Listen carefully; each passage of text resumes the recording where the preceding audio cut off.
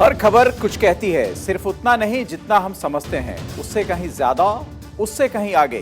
तो मैं अमित मिश्रा आपके लिए लेकर आया हूं न्यूज इनसाइट, यानी खबरों की वो नजर जहां कोई भी एंगल ना छुप पाए। आज न्यूज इनसाइट में हम बात करेंगे यूएन में भारत का पंच, 5 देश नहीं हो सकते दुनिया का मंच। दूसरी बड़ी खबर होगी राजनाथ का वार तो चीन हुआ शर्मसार। ताइवान पर फिर चीन की टेढ़ी नजर। इन खबरों का विश्लेषण करेंगे और अब न्यूज इनसाइट में खबरों का विश्लेषण शुरू करते हैं। चीन कहता कुछ और है, दिखाता कुछ और है और छिपाता बहुत कुछ है। इसलिए चीन की विश्वसनीयता पर दुनिया के प्रमुख देश सवाल उठाते रहते हैं। अब चीन के साथ दिक्कत यह है कि वो अपने देश में तमाम तरीके की तानाशाही करता है, लेकिन यह जानकारी दुनिया के देश में ना जाए इसके लिए तरह तरह के हथकंडे अपनाता रहता है। कभी दूसरे देशों के पत्रकारों को रोकता है, तो कभी जो खबरें सोशल मीडिया या संचार के दूसरे संसाधनों के जरिए बाहर निकल सकती है उस पर रोक लगा देता है। चीन का यह पुराना रवैया है। चीन से उसका हर पड़ोसी तो परेशान है ही, उसके अपने नागरिक भी दर्द में हैं।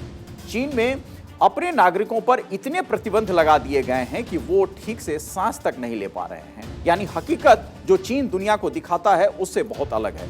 चीन हमेशा से ही सरकारी सीक्रेसी और दमन की नीतियों के लिए जाना जाता है। कोविड के ओरिजिन की जांच से लेकर महामारी के दौरान बरती गई सख्ती की खबरों तक चीन की सेंसरशिप सब जानते हैं, लेकिन अब उसका सेंसरशिप एक नए लेवल तक पहुंच रहा है। चीन की कम्युनिस्ट सरकार आर्टिफिशियल इंटेलिजेंस यानी एआई को भी सेंसर कर रही है, क्योंकि जब पूरी दुनिया चैट जीपीटी का इस्तेमाल कर रही है, उसके एक्यूरेट जवाबों से हैरान हैं। बड़े कॉरपोरेशन से लेकर कई सरकारें भी जनरेटिव आर्टिफिशियल इंटेलिजेंस का इस्तेमाल करने की रणनीति बना रही है, तब चीन चैट जीपीटी पर बैन लगा देता है। वजह साफ है, चैट जीपीटी से चीन सरकार को डर है कि ये चैट बॉट सवालों के ऐसे जवाब न देते जो उसकी नीतियों की बुराई करते हैं। हालांकि चीन में भी कई कंपनियां एआई बेस्ड चैटबॉट्स और इसी तरह के दूसरे उत्पाद बनाने में जुटी हैं, लेकिन सरकार ने उन पर लगाम कसने के लिए ड्राफ्ट भी जारी कर दिए हैं और उस ड्राफ्ट में कई नियम भी हैं। चीन के साइबर स्पेस एडमिनिस्ट्रेशन ने पिछले दिनों एक नियम जारी किया है। इसके मुताबिक हर जेनरेटिव एआई मॉडल के लिए कम्युनिस्ट पार्टी की नीतियों को मानना अनिवार्य होगा। चीन में सेंसरशिप का इतिहास बहुत पुराना है, पर एआई पर सेंसरशिप को लेकर चीन भी सरकार और पूरा उसका यंत्र पसोपेश में है। चीन में एआई का बाजार 2021 में $23 बिलियन से भी ज्यादा का था। 2026 तक इसके $63 बिलियन से ऊपर जाने की उम्मीद है। ऐसे में चीन सरकार की मुश्किल यह है कि एआई को नियंत्रित करते हुए भी बाजार की बढ़त को न रोका जाए। चीन के एआई के सेंसरशिप की जरूरत क्यों महसूस हो रही है, उसे समझने के लिए पहले चीन और सेंसरशिप का नाता कितना पुराना है उसे समझना होगा, और वो हम आपको समझाने की कोशिश करते हैं। चीन में 4 जून 1889 की तारीख सर्च करना भी बैन है, क्योंकि इस दिन तियानमेन चौक में नरसंहार हुआ था। चीन में कम्युनिस्ट पार्टी की शासन जितनी ही पुरानी, सेंसरशिप पॉलिसी उतनी भी पुरानी है। यानी सरकार हर वक्त सेंसरशिप का इस्तेमाल करके ही आगे बढ़ रही है। सत्ता में आने के बाद कम्युनिस्ट पार्टी ने अपने विरोधियों को दबाने के लिए खुलकर हिंसा का इस्तेमाल किया था और इन घटनाओं को लोगों तक न आने देने के लिए सेंसरशिप लागू किया था। चीन में आज भी 4 जून 1889 की तारीख सर्च करना बैन है। कोई भी व्यक्ति चीन में किसी इंटरनेट प्लेटफॉर्म पर यह तारीख सर्च नहीं कर सकता। दरअसल इसी तारीख को बीजिंग के तियानमेन चौक पर सरकार ने प्रदर्शन कर रहे छात्रों को रोकने के लिए टैंक भेज दिए थे। ये छात्र सरकारी आर्थिक नीतियों और सेंसरशिप का विरोध कर रहे थे। इस नरसंहार में 300 लोगों की मौत हो गई। ये आंकड़े आधिकारिक हैं। अगर अनाधिकृत आंकड़ों की बात की जाए तो मरने वालों की संख्या लगभग 2500 और या उससे भी कहीं ज्यादा थी। इंटरनेट पर आने वाले हर शब्द की निगरानी चीन की सरकार करती है। एक गलती पर 3 साल की सजा का भी प्रावधान वहां है। अब चैट जीपीटी जैसे एआई चैटबॉट अगर चीन की काली नीतियों को उजागर करेंगे तो ये चीन की कम्युनिस्ट पार्टी के लिए खतरा है और वहां की सरकार के लिए तो और भी खतरा है। यानी विद्रोह बढ़ने का खतरा न हो, इसके लिए चीन की जिनपिंग सरकार एआई को भी कंट्रोल करना चाहती है। थानाबंद चौक नरसंहार की तरह तमाम ऐसे मुद्दे हैं जिन पर सेंसरशिप है, उन्हें सर्च नहीं किया जा सकता। जैसे कोरोना ओरिजिन के तथ्य को छिपाना, साथ ही उससे मौत के आंकड़े बाहर ना आए और कहीं इस जैसी सूचना को चैट जीपीटी के जरिए बाहर ना कर दिया जाए, इसलिए उस पर भी बैन लगाना ये एक तरीके का चीन की सरकार की नीति हो गई है। और अब तो चीन जिस सेंसरशिप की तैयारी कर रहा है वो नेक्स्ट लेवल की ही है। चीन के साइबर स्पेस एडमिनिस्ट्रेशन ने जनरेटिव एआई मॉडल्स के लिए ड्राफ्ट रूल्स जारी किए हैं। जनरेटिव एआई मॉडल्स यानी वो तकनीक जिस पर चैट जीपीटी जैसे चैटबॉट काम करते हैं। अब चीन की सरकार कैसे इस पर लगाम लगाने की तैयारी कर रही है वो भी हम समझते हैं। दरअसल चैट जीपीटी पर चीन में बैन है, मगर अलीबाबा, सेंसटाइम और बाइडू जैसी चीनी कंपनियां अपने जेनरेटिव एआई मॉडल्स पर काम कर रही हैं। चीन की सरकार का कहना है कि इन कंपनियों को कोई नया प्रोडक्ट बनाने से पहले सरकार के इन नियमों का पालन सुनिश्चित करना होगा। अगर आप कोई नया प्रोडक्ट ये कंपनियां बनाती हैं तो सरकार की जो नीतियां हैं उसको पहले फॉलो करना पड़ेगा। हालांकि एक्सपर्ट्स का ये कहना है कि ड्राफ्ट रूल्स हैं, यानी इसमें बदलाव भी हो सकते हैं। इंडस्ट्री के एक्सपर्ट्स से बात करके सरकार इसमें बदलाव भी कर सकती है, लेकिन चीन है, कोई बदलाव होने की गुंजाइश दिखती नहीं है। एआई के रेगुलेशन को लेकर अभी तक अमेरिका और यूरोपीय देशों में भी पसुपेश की स्थिति है। अमेरिका ने न तो इन रेगुलेशन पर जनता की राय मांगी है, लेकिन चीन जितनी जल्दी हो सके एआई के जरिए होने वाले कामों को कंट्रोल करना चाहता है। चीन में चैट जीपीटी को अनुमति न मिलने के बाद एक चीनी टेक एंटरप्रेन्योर शू लियांग ने इसी तकनीक के आधार पर फरवरी 2023 में एक मोबाइल ऐप चैट युआन जारी किया था, जो 1 घंटे में ही 10,000 डाउनलोड तक पहुंच गया। इसके बाद चैट चैटबॉट को कुछ जवाबों की चर्चा जब शुरू हुई तो इस चैटबॉट को चीनी अर्थव्यवस्था की हालत खराब बताने का एक तरीके से उस पर आरोप लगा। रूस यूक्रेन युद्ध को रूस का वॉर ऑफ एग्रेशन तक कह दिया गया इसी चैटबॉट ने, जबकि चीन की सरकार का रूस को समर्थन जगजाहिर है। इन जवाबों के आने के कुछ ही देर बाद ये ऐप बंद कर दिया गया। बाद में स्टार्टअप कंपनी ने 13 फरवरी तक दोबारा अपना ऐप शुरू करने की बात तो कही थी, लेकिन वो दोबारा शुरू नहीं हो पाई।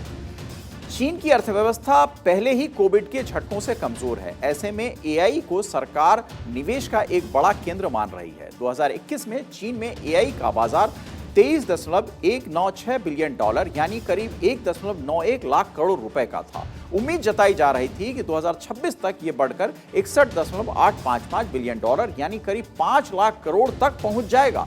आईटीसी की रिपोर्ट के मुताबिक 2026 तक एआई पर पूरी दुनिया में होने वाले खर्च का करीब 9% अकेला चीन कर रहा होगा। चीन इस बाजार को हाथ से नहीं जाने देना चाहता है, लेकिन साथ ही इंटरनेट पर अपनी पकड़ को भी कमजोर नहीं करने देना चाहता है। एक्सपर्ट्स के मुताबिक चीनी कंपनियां सरकारी नियमों को मानने के लिए मजबूर हैं और सेंसटाइम, बाइडू जैसी कंपनियों ने इसके लिए तैयारी भी शुरू कर दी है। लेकिन यह भी तय होगा कि अगर सरकारी सख्ती बढ़ी तो एआई की निष्पक्षता प्रभावित होगी और अंततः इससे बनने वाले उस प्रोडक्ट्स का भी जो उस स्तर के नहीं होंगे जिस पर आज चैट जीपीटी खड़ा है। यानी चैट जीपीटी अगर कोई एक्सप्लेनेशन देता है चीन के विषय में तो वो उस तरह की भाषा इस्तेमाल नहीं कर सकेगा, उस तरह के तथ्य नहीं दे सकेगा जो दुनिया के दूसरे मुल्कों या दुनिया के दूसरे चीजों के लिए देता है। यानी कोरोना चीन की सरकार के लिए एक मानसिक बीमारी भी बनते जा रही है। लोगों की परेशानी को चीन नहीं समझ पा रहा है और दुनिया के कई देशों को इससे तबाह भी किया, लेकिन उसी जानकारी को छिपाने की कितनी कोशिश वो कर रहा है ये तो आप समझ गए होंगे, क्योंकि जो चीज उसके यहां से पनपी उसकी जानकारी वो कैसे दुनिया को दे सकता है, क्योंकि वो अगर इस चीज की जानकारी दुनिया को देगा तो कल को सवाल चीन के ऊपर उठेंगे जो उठते ही जा रहे हैं। इसके अलावा चीन सेंसरशिप के जरिए अपनी जानकारी को छिपाना चाहता है और पड़ोसी देशों के साथ अपने विवाद को जगजाहिर करना चाहता है। यह दोहरी मानसिकता चीन को चैन से न जीने देती है और न ही वो अपने पड़ोसियों को चैन से रहने देता है। चीन का भारत से ही नहीं बल्कि कई देशों से विवाद है और इन सभी विवादों की वजह सिर्फ और सिर्फ चीन की विस्तारवादी और कुंठित मानसिकता मानी जाती है।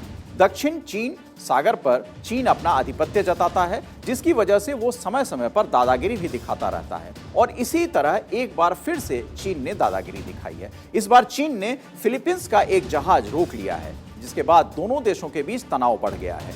चीन दगाबाजी दिखाने में कभी भी पीछे नहीं रहता, क्योंकि कुछ दिन पहले ही चीन ने फिलीपींस से अपने रिश्ते सुधारने की पहल करने का दावा किया था। इसी तरह चीन ताइवान के मोर्चे पर भी टेंशन पैदा करता रहता है। एक बार फिर से चीन ने ताइवान को चारों तरफ से घेर लिया है। इस बात की जानकारी खुद ताइवान के रक्षा मंत्रालय ने दी है और चीन की इस हरकत को भड़काऊ भी बताया गया है। इस महीने के शुरुआती दिन में चीन ने 3 दिन तक मिलिट्री ड्रिल की और अब ये फिर से 6 जंगी जहाजों को ताइवान की निगरानी के लिए लगाया है, जिसका मैप ताइवान ने जारी किया है। ताइवान ने बताया है कि 6 जंगी जहाजों को निगरानी में लगाया गया। फिर 38 फाइटर जेट्स ने ताइवान आइलैंड को चारों तरफ से घेर लिया है। 19 एयरक्राफ्ट को ताइवान के काफी नजदीक तक आते हुए देखा गया था, जिनमें से 9 विमानों की विस्तृत जानकारी भी दी गई है। इनमें से रूस के लिए गए 5 सुखोई 30, 2 4th जनरेशन वाले शेनयांग J-16 एयरक्राफ्ट के अलावा एक ड्रोन TB001 भी शामिल था। चीन की यह हरकत तब हुई जब ताइवान ने बताया कि अमेरिका की कई डिफेंस कंपनियां दौरे पर आ रही हैं, जो हथियार और डिफेंस के सामान को लेकर ताइवान की कंपनियों से चर्चा करेंगी। चीन के डिफेंस मंत्रालय की तरफ से इसको लेकर कहा गया कि चीन अमेरिका की डिफेंस कंपनियों की इस विजिट को लेकर काफी चिंता में है।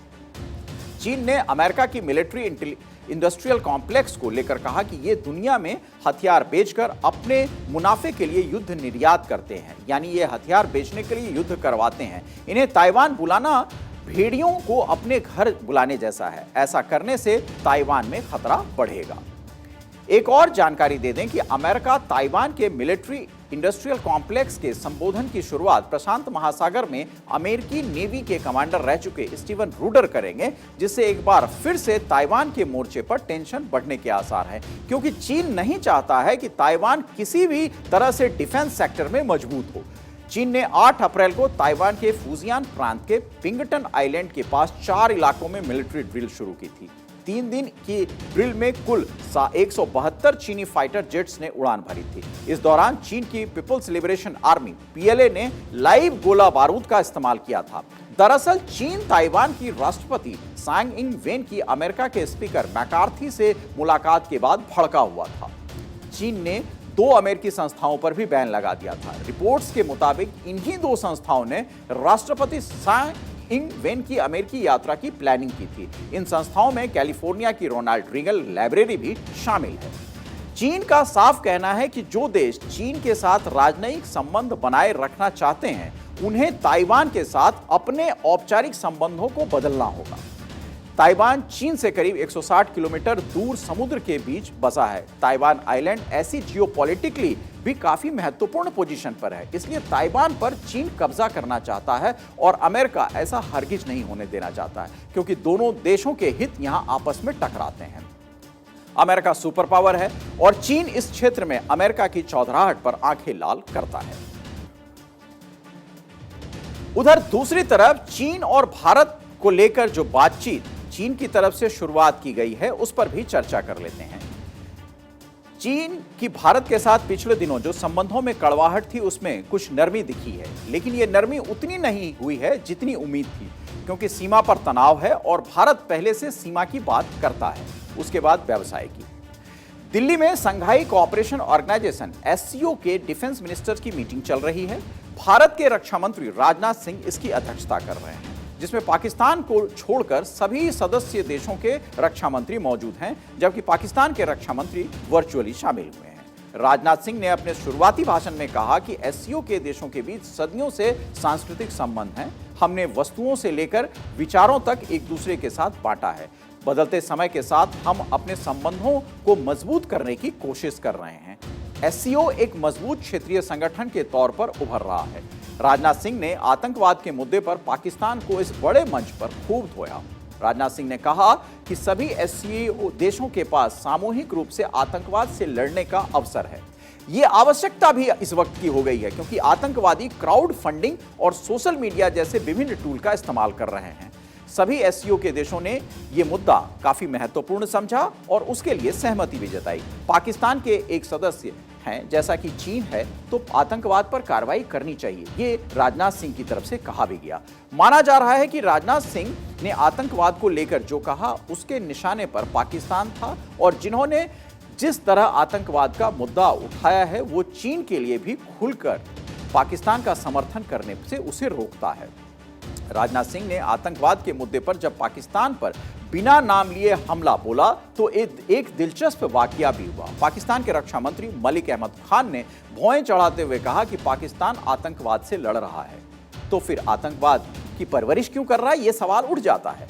बता दें कि पाकिस्तान अब अपने ही पाले में सपोलों से परेशान है। जो सपोले उसने पाले थे उसी से वो परेशान है। आए दिन पाकिस्तान में बम ब्लास्ट हो रहे हैं और ये सभी ब्लास्ट टीटीपी यानी तहरीके तालिबान पाकिस्तान की तरफ से किए जा रहे हैं, जिन्हें कभी पाकिस्तान नहीं पाला था। पाकिस्तान ने भारत के खिलाफ आतंकवाद का इस्तेमाल किया, जो अब उसी पर फूट रहे हैं। इसके साथ ही वो कहावत भी साबित हो रही है जिसमें कहा जाता है ना कि आप अगर दूसरे के लिए गड्ढा खोदते हैं तो आप उस गड्ढे में खुद गिरते हैं, और पाकिस्तान उसी अब खोदे हुए गड्ढे में गिर रहा है। जिस आतंकवाद को वो पनपा रहा था, आज वही आतंकवाद उसके लिए काल बनता जा रहा है। पाकिस्तान के डिफेंस मिनिस्टर ख्वाजा आसिफ के एससीओ समिट में शामिल होने के लिए भारत न आने के बाद अब एक और कयास लगाया जा रहा है कि अगले महीने 4 और 5 मई को विदेश मंत्रियों की जो बैठक है उसमें पाकिस्तान के विदेश मंत्री बिलावल अली भुट्टो भी नदारत रह सकते हैं। हो सकता है कि वो एससीओ समिट के लिए दिल्ली ना आए, ख्वाजा आसिफ की तरह वो भी वर्चुअली ही जुड़े। हालांकि पिछले हफ्ते पाकिस्तान ने कहा था कि foreign minister Bilawal Bhutto Zardari SCO summit के लिए भारत जाएंगे। अब लौटते हैं फिर एससीओ समिट पर। 2020 गलवान घाटी हिंसा के बाद पहली बार चीन के रक्षा मंत्री भारत दौरे पर आए हुए हैं, लेकिन भारत को भी पता है कि चीन धोखेबाज है, तो उसके बहकावे में नहीं आना है, उसे कड़ा संदेश देना है। रक्षा मंत्री राजनाथ सिंह ने भी ऐसा ही किया है। कल एससीओ सदस्य देशों के रक्षा मंत्रियों के साथ भारत के रक्षा मंत्री राजनाथ सिंह की द्विपक्षीय वार्ता भी हुई। सभी से ये वार्ता चली। राजनाथ सिंह गर्मजोशी से सबसे मिले और हाथ भी मिलाया। राजनाथ सिंह और चीनी रक्षा मंत्री ली सांगफू के बीच करीब 1 घंटे तक बातचीत हुई, लेकिन भारत की तरफ से कोई गर्माहट नहीं दिखी। बैठक में तनाव का अंदाजा इस बात से लगाया जा सकता है कि रक्षा मंत्री राजनाथ सिंह और चीन के रक्षा मंत्री के बीच हैंडशेक की औपचारिकता भी नहीं हुई। राजनाथ सिंह ने महज नमस्कार के साथ ही अभिवादन किया। हिंदी चीनी भाई भाई का राग अलापने वाले चीन पर अब जरा भी कोई भरोसा नहीं करता, और यही वजह है कि बायलैटरल मीटिंग में भी भारत ने चीन को दो टूक जवाब दिया। रक्षा मंत्री राजनाथ सिंह ने कहा कि भारत पड़ोसी के साथ बेहतर संबंध बनाना चाहता है, लेकिन यह तभी संभव हो सकता है जब सरहद पर अमन चैन बहाल हो। सामान्य संबंधों के लिए चीन जल्द से जल्द पहले एलएसी पर आमने सामने की स्थिति खत्म करे, और साथ ही सैन्य जमावड़ा जो चीन की तरफ से लगाया गया है उसे भी खत्म करे या उसे हल्का करे। हालांकि चीन की तरफ से चालबाजी दिखी। चीन के रक्षा मंत्री जनरल ली सांगफू ने सरहद पर हालात को सामान्य बताया। चीन की विस्तारवादी सोच को रक्षा मंत्री राजनाथ सिंह ने इशारों में करारा जवाब दिया और कड़े शब्दों में समझा दिया कि अगर एलएसी पर तनाव हुआ तो रिश्ते में आई ये नरमी भी खत्म हो जाएगी।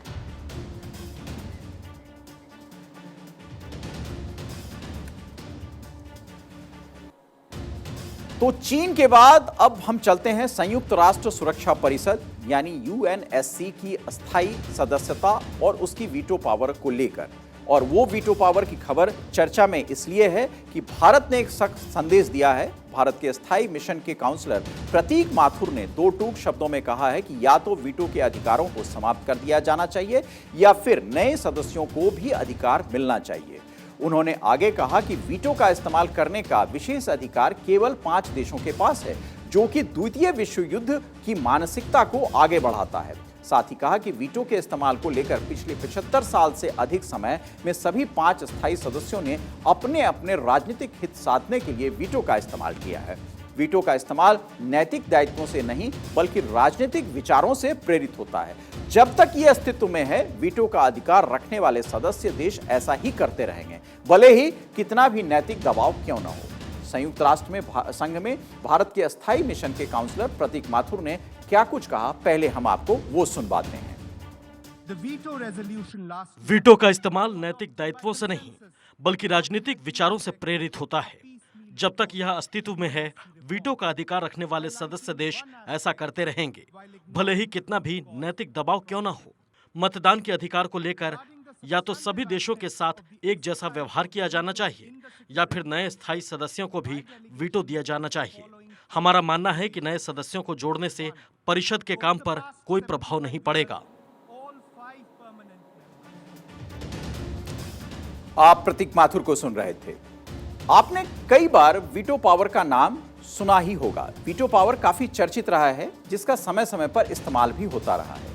इस समय अमेरिका, ब्रिटेन, रूस, चीन और फ्रांस परमानेंट मेंबर हैं जिनके पास वीटो पावर है। वहीं भारत के अलावा अल्बानिया, ब्राजील, गेबन, घाना, आयरलैंड, केन्या, मैक्सिको, नॉर्वे और यूएई नॉन परमानेंट मेंबर हैं। नॉन परमानेंट मेंबर काउंसिल में क्षेत्रीय आधार पर चुने जाते हैं। सबसे पहले तो आपको यह जानना जरूरी हो जाता है कि वीटो का मतलब क्या होता है और वीटो शब्द किस भाषा से लिया गया है। आपको बता दें कि वीटो एक लैटिन भाषा का शब्द है जिसका सामान्य अर्थ होता है मैं अनुमति नहीं देता हूं। यानी कि जिस देश के पास वीटो पावर है वो किसी भी प्रस्ताव के विरोध में अपनी सहमति न रखते हुए वोट कर सकता है या वीटो लगा सकता है। यह एक हिसाब से उस देश की पावर होती है जिसका वह इस्तेमाल कर किसी दूसरे देश के प्रस्ताव के विरोध में अपना वोट डाल सकता है। अब आपको बताते हैं कि वीटो पावर का अब तक कितनी बार इस्तेमाल किया गया है। रूस ने कुल 143 वीटो का इस्तेमाल किया है। अमेरिका ने 83 वीटो का इस्तेमाल किया है, जिसमें से पहला 17 मार्च 1970 को किया था। ब्रिटेन ने 32 बार वीटो का इस्तेमाल किया है। सबसे पहले 30 अक्टूबर 1956 को स्वेज संकट के दौरान यह इस्तेमाल किया गया था। वहीं फ्रांस ने पहली बार 26 जून 1946 को स्पेनिश प्रश्न के संबंध में वीटो का उपयोग किया था और अब तक फ्रांस ने कुल 18 वीटो का इस्तेमाल किया है। हमारा पड़ोसी चीन भी यूएन का स्थायी सदस्य है जिसके पास वीटो पावर है और उसने अब तक 16 बार वीटो का इस्तेमाल किया है। चीन ने पहला वीटो 14 दिसंबर 1955 को किया था। वीटो वाले देश के पास कई शक्तियां होती हैं। उनमें से एक ये है कि अगर किसी प्रस्ताव के खिलाफ 3 बार वीटो लग जाए तो वो प्रस्ताव फिर कभी सुरक्षा परिषद में नहीं लाया जाएगा। भारत लगातार यूएनएससी में सुधार का मुद्दा उठाता रहा है। इसमें अस्थायी सदस्यों की संख्या बढ़ाने की मांग भी रही है। भारत के अलावा ब्राजील, दक्षिण अफ्रीका, जर्मनी, जापान यूएनएससी की अस्थायी सदस्यता के प्रबल दावेदार हैं। भारत के विदेश मंत्री एस जयशंकर कह चुके हैं कि भारत सुरक्षा परिषद का अस्थायी सदस्य बने। ये एक मजबूत केस है भारत का।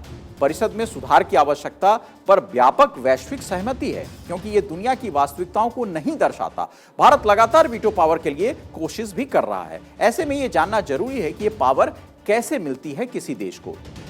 तो आपको बता दें कि अगर किसी देश को वीटो पावर हासिल करना है तो उसे 5 अस्थायी सदस्यों की सहमति के अलावा बाकी 10 अस्थायी सदस्यों देशों में से 4 की सहमति चाहिए होगी। इसके साथ ही वीटो पावर हासिल करने की इच्छा रखने वाले देश की आर्थिक स्थिति मजबूत होनी चाहिए। उससे इतना सक्षम होना चाहिए कि जरूरत पड़ने पर अन्य देशों की मदद भी कर सके। ऐसे में कह सकते हैं कि भारत को वीटो पावर मिले, इसमें सबसे बड़ा रोड़ा चीन अटकाता है क्योंकि चीन नहीं चाहता है कि भारत को वीटो पावर मिले।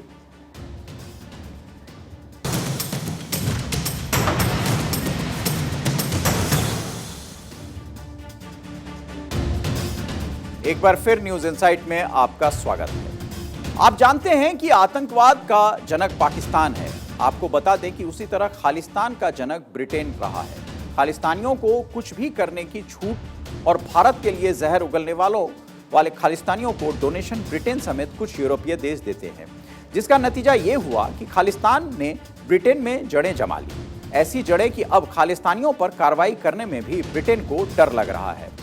ये हम नहीं कह रहे, ब्रिटेन से आई एक रिपोर्ट में इसका खुलासा हुआ है। आज इसी का हम विश्लेषण करेंगे। ब्रिटेन के पूर्व प्रधानमंत्री बोरिस जॉनसन द्वारा कमीशन रिपोर्ट में बड़ा खुलासा हुआ है जिसमें कहा गया है कि ब्रिटेन में मुट्ठी भर खालिस्तानी घृणा फैलाने के लिए गुरुद्वारों का इस्तेमाल कर रहे हैं। ब्रिटेन में मुट्ठी भर खालिस्तानी चरमपंथी आक्रामक होकर सिख समुदाय के लोगों को धमकाकर अपने आंदोलन को मजबूत करना चाहते हैं। बोरिस जॉनसन द्वारा कमीशन की गई एक स्वतंत्र रिपोर्ट में ब्रिटिश समुदाय के भीतर खालिस्तान समर्थक नरमपंथियों के बढ़ते प्रभाव पर चिंता जताई गई है। ब्रिटेन के पूर्व प्रधानमंत्री बोरिस जॉनसन द्वारा बनाई गई कमीशन द ब्लूम रिव्यू ने प्रधानमंत्री ऋषि सुनक से इस मुद्दे पर तत्काल कार्रवाई करने की मांग की है। रिव्यू में उन गैर खालिस्तानी समर्थक सिखों की सुरक्षा का मुद्दा भी उठाया गया है जिन्हें खालिस्तानी चरमपंथी जबरन धमकाकर अपने आंदोलन में शामिल करवाना चाहते हैं। इस रिपोर्ट में कहा गया है कि मुट्ठी भर सिख चरमपंथी समूह घृणा फैलाने के लिए गुरुद्वारों का इस्तेमाल कर रहे हैं और घृणित कार्यों के लिए धर्म के नाम पर पैसा भी इकट्ठा कर रहे हैं। रिपोर्ट में ऐसे शिविरों का भी जिक्र किया गया है जहां पर भारत में नफरत फैलाने और सिख युवाओं को ब्रेन वॉश करने का मामला सामने आया है। शिविर जहां कुछ युवाओं को नफरत, आतंक और विभाजन की राह का पालन करने के लिए भर्ती करने की कोशिश जारी कर रहा है। यह भी खुलासा किया गया है कि केवल मुट्ठी भर सिख ही देश में विभाजन और घृणा पैदा कर रहे हैं, जबकि सिखों की बहुसंख्यक आबादी शांतिप्रिय है और विकासवादी सोच की है। लेकिन ये मुट्ठी भर सिख इंग्लैंड में प्रमुख सिख गुरुद्वारों को नियंत्रित कर रहे हैं और यहां एकत्रित होने वाले धन का उपयोग खालिस्तान के लिए कर रहे हैं। खालिस्तान और भारत को तोड़ने के प्रचार के लिए सोशल मीडिया और धार्मिक स्थलों का प्रयोग किया जा रहा है। इस रिपोर्ट में कहा गया है कि खालिस्तान समर्थक ग्रुप मानव अधिकारों की सक्रियता की आड़ में राजनीतिक निकायों की पैरवी करके अपने प्रभाव को बढ़ाते हैं और गलत तरीके से अपनी ओर आकर्षित करने की कोशिश करते हैं। इस रिपोर्ट में कहा गया है कि खालिस्तानियों की आक्रामकता सिख धर्म की मूल मान्यताओं के अनुरूप नहीं है। यह समझना महत्वपूर्ण है कि खालिस्तानी अलगाववादी अधिकांश ब्रिटिश सिख समुदाय का प्रतिनिधित्व नहीं करते हैं। आपको बता दें कि इस रिपोर्ट में एक अच्छी बात यह है कि रिपोर्ट उन व्यक्तियों और संगठनों की भी पहचान करता है जो अलगाववादी एजेंडे को बढ़ावा दे रहे हैं। ऐसे ही एक ग्रुप को विंबलडन के लॉर्ड सिंह से बदसलूकी से जोड़ा गया है। सार्वजनिक जीवन में एक प्रमुख सिख शख्सियत लॉर्ड सिंह का दावा है कि सिख मुद्दों पर उनके विपरीत विचार व्यक्त करने के लिए कुछ और व्यक्तियों और संगठनों द्वारा उन्हें परेशान किया गया और चुप कराया गया। द ब्लूम रिव्यू के अनुसार अधिकांश ब्रिटिश सिख खालिस्तानी समूह द्वारा इस्तेमाल किए जाने वाले डराने और विध्वंसक तरीकों को सिख धर्म के मूल सिद्धांतों से अलग मानते हैं। ये रिपोर्ट एक महत्वपूर्ण समय पर आई है क्योंकि इस साल की शुरुआत में खालिस्तानी तत्वों द्वारा यूके में भारतीय उच्चायोग में तोड़फोड़ करने से भारत और ब्रिटेन के संबंध प्रभावित हुए थे। घटना के बाद ब्रिटिश सरकार ने भारतीय मिशन की सुरक्षा का आश्वासन भी दिया था। खालिस्तान आंदोलन वर्तमान पंजाब में एक अलग संप्रभु सिख राज्य के लिए लड़ाई है। ऑपरेशन ब्लू स्टार 1984 और ऑपरेशन ब्लैक थंडर 1986 एवं 1988 के बाद भारत में इस आंदोलन को दबा दिया गया था। लेकिन कनाडा, ब्रिटेन एवं ऑस्ट्रेलिया जैसे देशों में सिख प्रवासियों की सहानुभूतियों और उनका समर्थन प्राप्त करके कुछ चरमपंथी इस आंदोलन को जीवित करने का हमेशा प्रयास करते रहते हैं। अब अमेरिका, कनाडा और ब्रिटेन जैसे देशों में रह रहे मुट्ठी भर सिखों के द्वारा खालिस्तान की मांग उठाई जा रही है। हालांकि उन देशों में रहने वाले जो बहुतायत सिख समुदाय हैं, उनका संगठन से कोई लेना देना नहीं है और सिखों के कई संगठन लगातार इस मुद्दे को हालांकि उठाते रहते हैं। उन्हें पंजाब में ज्यादा समर्थन नहीं मिलता है। सिख फॉर जस्टिस अमेरिका स्थित एक ग्रुप है। इसे भारत सरकार ने 10 जुलाई 2019 को गैर कानूनी गतिविधियों रोकथाम अधिनियम UAPA के तहत प्रतिबंधित कर दिया था, जिसमें कहा गया था कि संगठन का अलगाववादी एजेंडा है। इसके साल भर बाद 2020 में भारत सरकार ने खालिस्तानी समूहों से जुड़े 9 लोगों को आतंकवादी घोषित किया और लगभग 40 खालिस्तान समर्थक वेबसाइटों को बंद कर दिया गया। सिख फॉर जस्टिस के मुताबिक उनका उद्देश्य सिखों के लिए एक स्वायत्त देश बनाना है, जिसके लिए ग्रुप सिख समुदाय के लोगों का सहयोग लेने की कोशिश कर रहा है। सिख फॉर जस्टिस की स्थापना वर्ष 2007 में अमेरिका में हुई थी। ग्रुप का प्रमुख चेहरा पंजाब यूनिवर्सिटी चंडीगढ़ से लॉ ग्रेजुएट गुरु पवंत सिंह पन्नू है। आपको बता दें कि ब्रिटेन में ही अमृतपाल की चिंगारी भी सुलगाई गई थी। अमृतपाल सिंह की पत्नी किरणदीप कौर अपने पति के हिंसक और अलगाववादी खालिस्तानी आंदोलन को बनाए रखने में एक बड़ी खिलाड़ी थी, जिनको गिरफ्तार किया गया। लंदन में भारतीय उच्चायोग की बर्बरता की कोशिश के बाद ब्रिटिश सरकार ने चुप्पी साधे रखी। अपने पति की हरकतों को अंजाम देने में किरणदीप कौर की भूमिका सामने तब आई। ब्रिटिश नागरिक किरणदीप कौर को वैध वीजा होने और उनके खिलाफ कोई आरोप नहीं होने के बावजूद हिरासत में लिया गया, क्योंकि उनके ऊपर यह आरोप था कि उन्होंने अमृतपाल जैसे एक खालिस्तानी मानसिकता को जन्म दिया है। हालांकि किरणदीप पूरे नेक्सस में शामिल भी रही थी। सूत्र बताते हैं कि पंजाब में अमृतपाल की गिरफ्तारी और गतिविधियों को बनाए रखने में उनका कनेक्शन था। जो गतिविधियां अमृतपाल कर रहा था उसमें किरणदीप का महत्वपूर्ण योगदान था। ब्रिटेन में महत्वपूर्ण वोट बैंकों पर नियंत्रण का दावा करने वाले खालिस्तानी समर्थकों द्वारा फंड को कथित रूप से हस्तांतरित किया गया और यूके के सरकार पर दबाव डाला गया। इन समर्थकों ने सरकार से भारतीय राजनयिक मिशनों की बर्बरता के खिलाफ कार्रवाई करने से परहेज करने का आग्रह किया। यूके में खालिस्तानी समर्थक गतिविधि के जवाब में राष्ट्रीय सुरक्षा सलाहकार अजीत डोभाल ने 30 मार्च को अपने ब्रिटिश समकक्ष टिम बैरो के साथ चर्चा भी की थी। इसके अतिरिक्त भारतीय प्रधानमंत्री नरेंद्र मोदी ने भारत विरोधी तत्वों के खिलाफ कड़ी कार्रवाई का आह्वान भी किया था। आपको बता दें कि ब्रिटेन में लगभग 5.24 लाख सिख रहते हैं, जो वहां की कुल आबादी का 0.92% यानी 1% से भी कम है।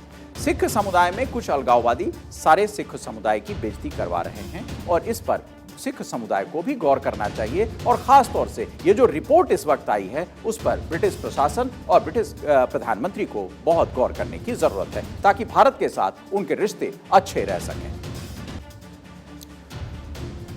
और एक अब आपके अनुरूप की खबर, गर्मियां शुरू हो गई हैं और स्कूल कॉलेजों में बच्चों की छुट्टियां भी होने वाली हैं, तो आप लोग कहीं घूमने का प्लान तो जरूर बना रहे होंगे, लेकिन इस बार फ्लाइट से यात्रा करना महंगा पड़ेगा क्योंकि गर्मियों की छुट्टियों में हवाई यात्रा और महंगी होने वाली है। गर्मियों की छुट्टियों में हवाई यात्रियों की संख्या 21% बढ़ने के बीच समर शेड्यूल में वीकली फ्लाइट्स 9.5% तक किराया बढ़ने की एक वजह है। पहले ही एक साल में फ्लाइट किराया करीब 20% तक बढ़ गया है और अब करीब 10% और किराया बढ़ने की आशंका है। दरअसल भारत समेत दुनिया भर में तेजी से हवाई यात्री बढ़ रहे हैं और उस हिसाब से एयरलाइंस के पास विमान नहीं बढ़े हैं। विमानन नियामक DGCA के मुताबिक मार्च में डोमेस्टिक यानी घरेलू मार्गों पर हवाई यात्रा बढ़कर 1.30 करोड़ के रिकॉर्ड स्तर पर पहुंच गई, जो फरवरी के मुकाबले 7% और बीते साल मार्च की तुलना में 21% ज्यादा है। इसी के चलते मुंबई से दिल्ली का किराया 13,500 से 27,500 रुपए तक पहुंच गया है। एक साल पहले यही किराया 17 से 20% कम था और आसार हैं कि फ्लाइट किराया इसी रफ्तार से बढ़ते रहेंगे। इस समर सीजन में ये 10% से ज्यादा बढ़ सकता है। समर सीजन की शेड्यूल फ्लाइट 9.5% कम हुई हैं, जिससे किराया बढ़ेगा ही और प्रेशर भी बढ़ेगा। DGCA ने समर शेड्यूल में एयरलाइंस को 22,907 वीकली घरेलू फ्लाइट्स की मंजूरी दी है, जो पिछले साल की 25,309 वीकली फ्लाइट्स से 9.5% कम है। इससे डिमांड की और सप्लाई का गैप बढ़ा है, तो जाहिर सी बात है किराया बढ़ेगा ही। कोरोना महामारी के बाद हवाई किराया 30 से 40% तक बढ़ा है। इसके बावजूद यात्री भी बढ़े हैं। यात्री बढ़ रहे हैं तो एयरलाइंस और किराया बढ़ा रही है। किराया बढ़ाने के कारण और भी हैं, उन्हें हम आपको समझाते हैं। एयरलाइंस फ्लाइट का किराया क्यों बढ़ रहा है? कोरोना के समय दुनिया भर में करीब 16,000 विमान ग्राउंडेड थे। इनमें से 50% से ज्यादा अभी भी ग्राउंडेड ही रहते हैं। अगर भारत में बात करें तो करीब 102 विमान उड़ान नहीं भर रहे हैं। वहीं एयरलाइंस स्टाफ की कमी से भी जूझ रही है। ग्लोबल एयरलाइंस ने करीब 16 लाख करोड़ रुपए के नुकसान के चलते छटनी की थी। ऐसे में अधिकांश कर्मचारी दूसरे सेक्टर में चले गए, जिसकी वजह से अब कंपनियों को कर्मचारी नहीं मिल रहे हैं। वहीं ईंधन भी महंगा होना फ्लाइट किराया बढ़ने की वजहों में से एक है। 2019 से अब तक देश में विमान ईंधन ATF की कीमत करीब 50% बढ़ गई है। फ्लाइट ऑपरेशन की लागत 40 से 50% हिस्सेदारी ATF की होती है। इसका सीधा असर किराए पर होता है। एयरलाइंस कंपनियों की क्या तैयारी है उसके बारे में भी हम बात करते हैं। इंडिगो अपनी फ्लाइट कैपेसिटी 14% से बढ़ाकर 11,465 करेगी। एयर इंडिया फ्लाइट कैपेसिटी को 9.45% से बढ़ाकर 2,178 करेगी, जबकि स्पाइस जेट अपनी फ्लाइट कैपेसिटी को 30% घटाकर 2,040 करेगी।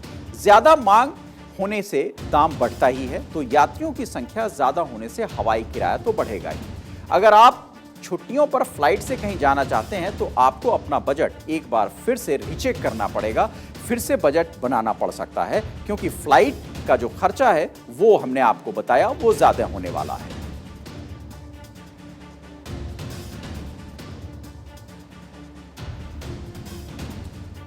और एक खबर जिससे आपको रोमांच जरूर पैदा होगा। शादियों का सीजन शुरू होने वाला है। आपके भी जानने वालों में से कई लोगों की शादियां होंगी, जिनसे कि कुछ लव मैरिज तो कुछ अरेंज मैरिज होगा। लेकिन अगर यही बात कुछ साल पहले की होती तो उसमें लव मैरिज का आंकड़ा बहुत कम होता था, क्योंकि तब लव मैरिज अरेंज मैरिज की अपेक्षा ज़्यादा होती नहीं थी। तो आज इसका विश्लेषण करेंगे कि क्या अरेंज मैरिज ज़्यादा है या लव मैरिज ज़्यादा है। भारत जहां पर शादी को 7 जन्मों का रिश्ता माना जाता है, शादी को 2 परिवारों का मिलन माना जाता है, जहां पर सदियों से अरेंज मैरिज की प्रथा है, वहां पर अब लव मैरिज सामान्य सी बात होती जा रही है। अरेंज मैरिज पिछले 3 साल में ही 24% घट गई थी। ये बात वेडिंग वायर इंडिया के सर्वे में सामने आई है। सर्वे के मुताबिक 2020 में करीब 68% नए जोड़ों ने कहा कि उनकी शादी अरेंज थी, लेकिन 2023 में सिर्फ 44% नए जोड़ों ने अरेंज मैरिज की बात कही। खास बात यह है कि 41% जोड़े अपनी शादी की योजना 4 से 6 महीने पहले बना लेते हैं, लेकिन 32% जोड़े 1 से 3 महीने में ही शादी का फैसला कर लेते हैं। सर्वे की रिपोर्ट में यह भी कहा गया है कि भारत में 72% मामलों में एंगेजमेंट का समय 6 महीने से कम होता है, जबकि दूसरे देशों में यह कई साल तक हो सकता है। यानी दूसरे देशों में एंगेजमेंट करके आप कई साल बाद शादी कर सकते हैं। एंगेजमेंट का समय कम होने की वजह से भारत में कपल्स को शादी की योजना के लिए बहुत कम समय मिलता है, लेकिन अब शादी की योजना बना रहे युवा ऑनलाइन प्लेटफॉर्म का ज्यादा से ज्यादा इस्तेमाल करने में लगे हैं। यही वजह है कि भारत का शहरी मध्यम वर्ग लव मैरिज को सहज तौर पर स्वीकार कर रहा है, तो वो लव मैरिज को भी अरेंज की तरह पूरे तौर तरीके से करने में जुटा है। वेडिंग कराने वाली कंपनियां भी अब इस ट्रेंड को अपने अनुसार खुद को ढाल रही हैं, यानी वो कंपनियां इसी ट्रेंड के आधार पर अपनी पूरी चाल ढाल बना रही है।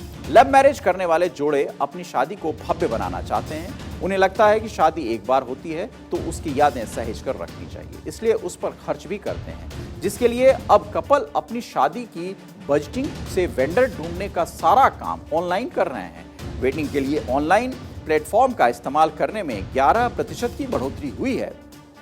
यानी भारत के युवा अब अपनी जिंदगी अपने हिसाब से जीना चाहते हैं। वो घरवाले की मर्जी से नहीं, बल्कि अपनी मर्जी के लाइफ पार्टनर ढूंढना चाहते हैं, जिसके साथ वो कंफर्टेबल होते हैं, जिसके साथ वो खुश रहते हैं, जिसके साथ वो हर पल बिताना चाहते हैं, उसी के साथ जीवन जीना चाहते हैं और शादी करना चाहते हैं। तभी तो अरेंज मैरिज का आंकड़ा कम और लव मैरिज का आंकड़ा बढ़ता जा रहा है। यानी आप के परिवार के लोगों में भी ये एक परंपरा बढ़ रही होगी और खास तौर पर ये एक सामाजिक ताने बाने के हिसाब से अब मंजूरी भी इसको मिलने लगा है। यानी जो अरेंज मैरिज की बात अब तक की जाती थी, उसे लव कम अरेंज किया जा रहा है। यानी दोनों परिवार के बीच सहमति और उसके बाद उस पर एक तरीके से लव मैरिज का पूरे तरीके से मोहर लगाना भी इस बात को बताता है कि लव मैरिज किस तरह से आगे बढ़ता जा रहा है।